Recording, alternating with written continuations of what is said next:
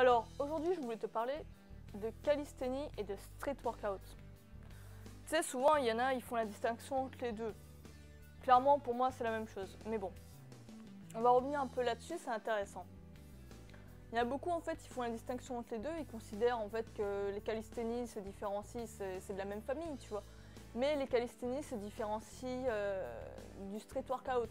Comme, par exemple, le powerlifting, l'haltérophilie, le côté force, se distinguer de la musculation style bodybuilding, tu vois, c'est le même délire. Donc en gros, d'après ce que j'ai compris, la calisthénie serait plus le côté old school vieille école de l'entraînement au poids de corps. Donc il serait plus centré sur le set and rep, des répétitions, des séries, souvent ça doit être des mouvements basiques, classiques comme les dips, les tractions, les pompes. Il y aura également, je classe dedans les figures dits statiques comme par exemple le front lever, la planche. Il y aura quoi d'autre? Back lever, voilà, tout ce qui est figure classique de force, plus exercice basique dans la musculation au poids de corps.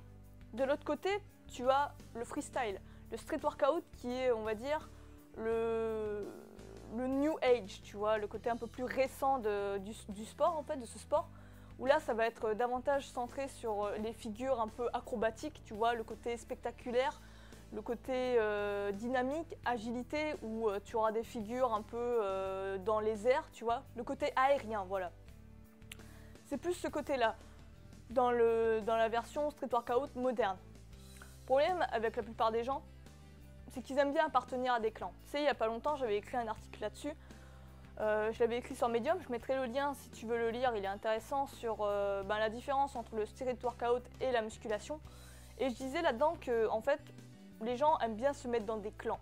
Tu vois, il y a le clan des crossfitters, il y a le clan des haltérophiles, il y a le clan des musculeux, des bodybuilders. Et dès qu'il y a une idée qui va à l'encontre du groupe, tout de suite ça a tendance à te foutre sur la gueule, tu vois. Et le problème, c'est que même dans des petits groupes comme ça, tu vois, c'est carrément c'est sous-discipline de sous-discipline, quoi. Street workout et calisthénie, ça arrive quand même à se foutre sur la gueule. Et souvent, tu vas avoir les gars de calisthénie qui vont se foutre de la gueule des gars de freestyle. Où ils vont dire, ouais, c'est trop dangereux, ils font pas assez de force. Enfin voilà, ils pensent que le côté aérien et tout.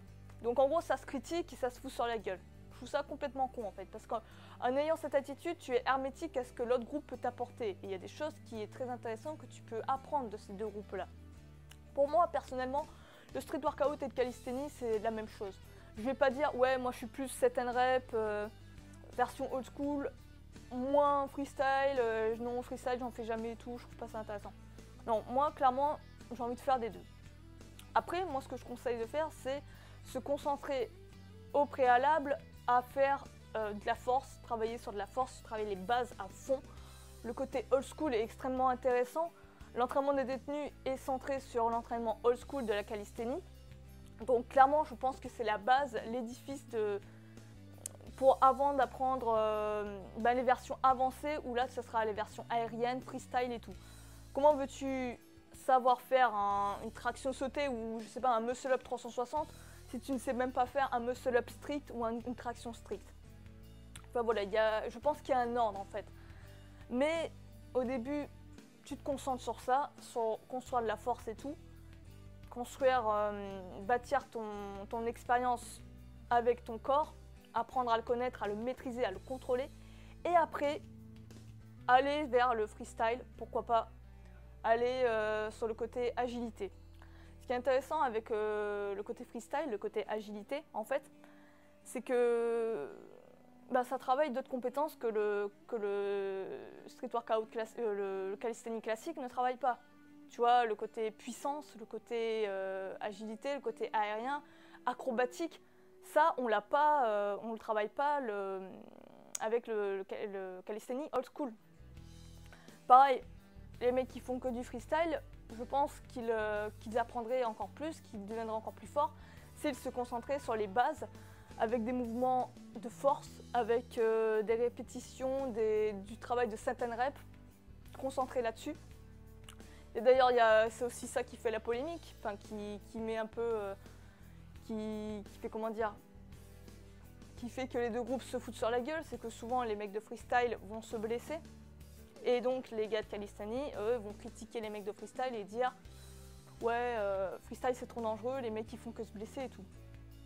Donc c'est clair, c'est plus dangereux en effet parce que tu as le côté voltige.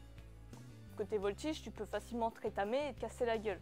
Et le problème aussi avec le côté freestyle, comme je l'ai dit, il y a moins de contrôle musculaire, on joue plus sur l'élan. Donc là aussi, ça va plus taper sur l'articulation, sur les articulations.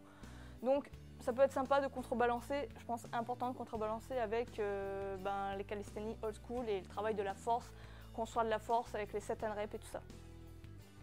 Donc dis-moi, dans les commentaires, est-ce que tu es plus calisthénie ou freestyle? Moi personnellement, je ne fais pas de distinction. Je commence d'abord avec calisthénie old school.